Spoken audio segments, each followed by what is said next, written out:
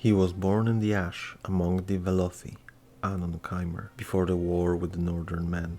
Ayem came first to the village of the Negimen, and her shadow was that of Boethia, who was the prince of plots, and things unknown and known would fold themselves around her, until they were like stars or the messages of stars. Ayem took a Negiman's wife and said, I am the face-snaked queen of the three-in-one. In you is an image and a 7-syllable spell. I am Aeseti Vivec, which you will repeat until mystery comes. Then I am threw the Negiman's wife into the ocean water, where the dregs took her into castles of glass and coral. They gifted the Negiman's wife with gills and milk fingers, changing her sex, so that she might give birth to the image as an egg. There she stayed for 7 or 8 months. Then Secht came to the Negiman's wife and said, I am the clockwork king of the three-in-one. In you is an egg of my brother sister, who possesses invisible knowledge of words and swords, which you shall nurture until the Hortator comes.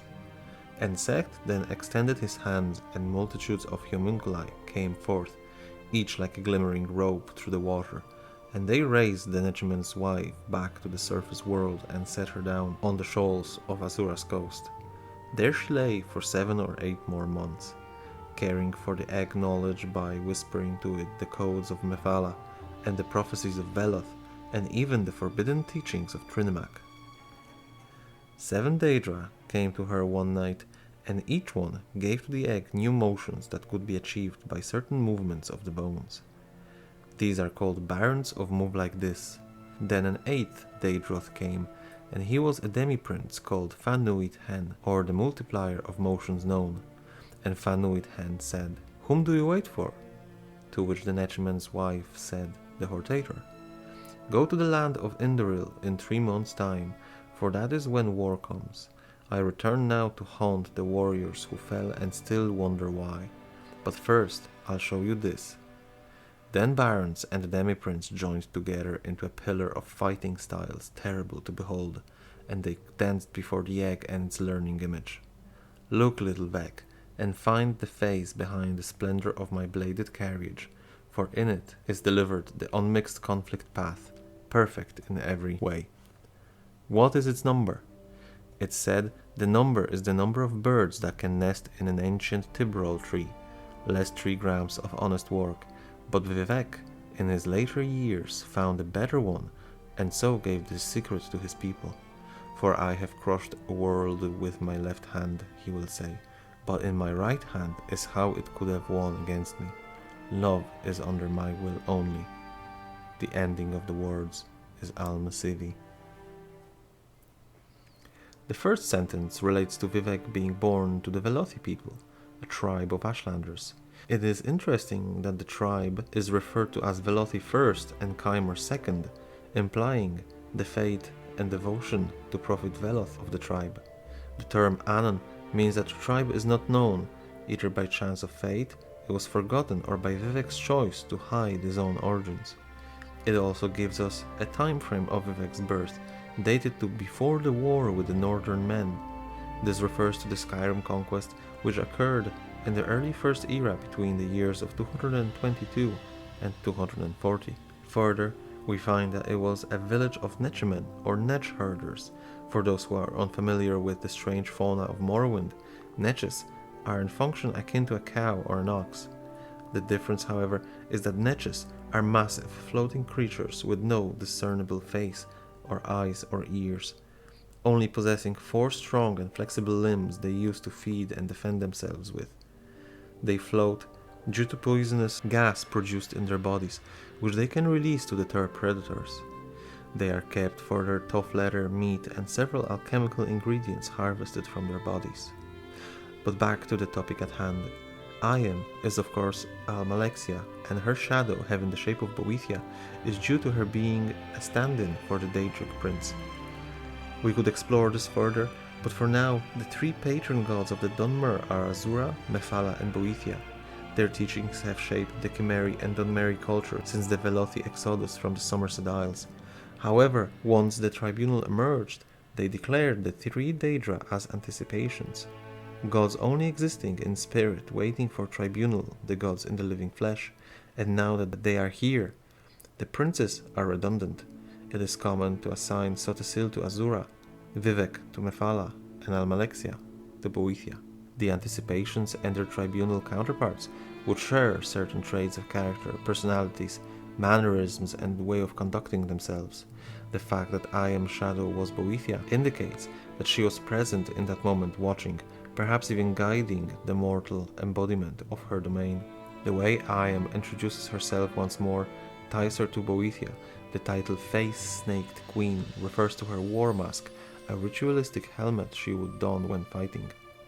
This ties her to Boethia through the snake symbolism, which is very prominent in her faith. Snake Mount in the name, Fearstruck features a snake in the very center. Even her emblem is a raised fist with snake coiling around it. I Am then tells the tribal woman that in her is an image and a spell. The spell can mean two things. I Am is Seth is Vec, referring to the living god's title of 3 in 1, or I Am lives, Seth lives, Vec lives, meaning the three are the living gods in the flesh. Now the meaning of an image is more obscure. I believe it means that Vivec will grow in the womb of the Ashlander woman and is compared to a painting, as many spirits will approach them in the future but before his birth and will contribute to his wisdom and skills. One canvas, many painters. I Am then has thrown the Ashlander woman into the sea, where she was taken in by the dregs. While it is known that the dregs do possess intellect and culture, albeit a simple one, on par with goblin perhaps, this text describes them to have castles of glass and coral, while such level of civilization has never been observed, but truth be told, the depths have never been explored. Also, other esoteric texts lay claim that the dregs are much more advanced than we know. One of such sources is Mysterium Xerxes' commentaries. It is said that the dregs have given gills and milk fingers to the woman. I think it is more than just alteration spell of water breathing, as they have caused her to grow gills and male genitalia, which implies a powerful flesh magic similar to the one used by the face sculptors and flesh atronachs. Next, the dregs have changed the woman's gender, so that she may birth Vivec as an egg. Now, I don't see how going from female to male allows you to lay eggs. However, I do believe that this means that the milk fingers she obtained replaced her fingers literally. Note the plural form, fingers. This is also that she could impregnate herself in a form of parthenogenesis or immaculate conception. After a while, she was visited by Sect, who is, of course, Sotasil. What he says about Vivec's knowledge of swords and swords refers to his future title of warrior poet. He also says she will incubate the egg of Vivec until Hortator comes. The Hortator is a Chimer Dunmer war leader, one who takes reign of all great houses' armies during times of war. Then Sect commanded his fabricants to lift her above the water, where they set her down in the Azur's coast region of Vardenfell. The woman has lied there for another while. It is interesting that both her time spent among the dreg and her time on the shores of Vardenfell are both described as 8 to 9 months. The period of pregnancy double to correspond with the dual nature of Vivec, half Chimer, half Dunmer. It is written that the woman whispered teachings of Mephala, Veloth, and even Trinmac to the egg that would become Vivec. Words of Veloth are essentially teachings of Boethia, and Mephala both make sense to be the taught to a living god of the Chimeric people. But Trinmac, that's an odd one. Perhaps it was due to overtime cultural exchange between Orsimer and Chimer, and even if orcs are considered an obstacle and a challenge for the Chimer, and their patron god is also viewed with disdain, but martial prowess and the idea of unity is certainly strong in the Velothi culture, to the point where some of Trinimac's wisdom was taught among the Ashlanders. But this is only a speculation. Then the woman was approached by 7 Daedra and then by a Demiprince, who is usually associated with Boethia, Fanuit Hen.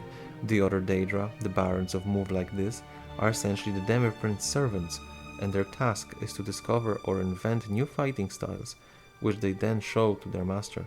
So Fanuit Hen is a Demiprince of martial arts, so to say. And this is what they showed the egg within the woman.